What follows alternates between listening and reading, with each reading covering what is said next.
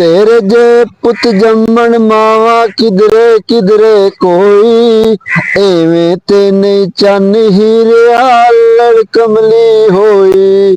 हो तेरे जे पुत जम्मन मावा हो तू मान मुटियारां दा बेली बेली यारां दा। तेरे बाजू सोना नहीं सोने रंग बहारां दा। तेरे बाजू सोना नहीं सोने रंग बहारां दा।